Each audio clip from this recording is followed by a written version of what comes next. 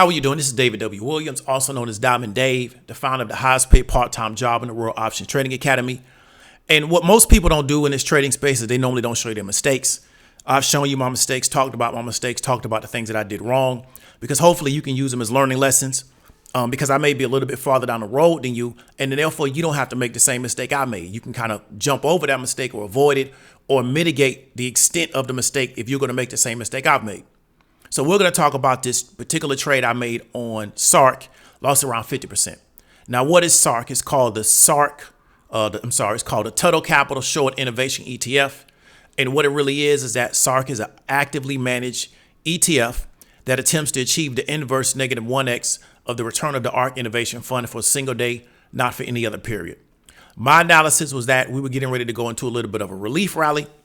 And as a result, SARK would continue to sell off because all the ARK ETFs have been beat down really, really hard. And I just really didn't feel like things were going to go down any further until we just got some really over the top news. And I kind of talked about it on my weekly live talk. I was like, man, these things have gotten beat down so far. I don't know how much farther they're going to go unless we're getting ready to go to like all-time lows historically. However, what happened on Friday was it came out that Tesla was going to fire some of their staff and Elon Musk was bearish on the overall economy. Now, I had a $55 put that probably expired in about 2 weeks. I didn't buy exactly in the money, bought a little bit out of the money because my analysis was that I was going to fall some more on Friday and I was going to exit on Friday right before the close. However, what happened is once we got that bad news on Tesla, we also got that bad news on the kind of like the overall market. The SARK became bullish as opposed to bearish. So I had put contracts, didn't have call contracts.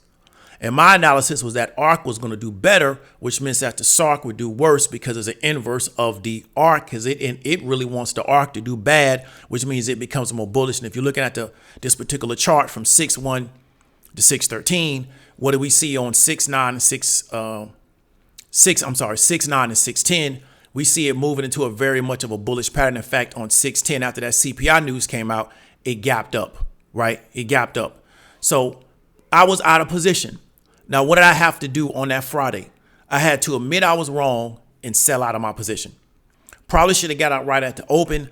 I got out a little bit, I want to say maybe an hour into the market and had to take about a 50% haircut.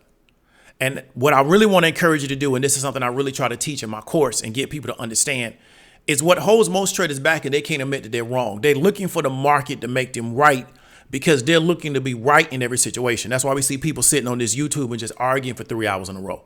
Because what really makes them feel good is that they can feel like they're right. Everybody got a right to their own opinion. Everybody got a right to express themselves. But I would encourage you to not go into the market looking to be right. I would encourage you to go into the market looking to get it right.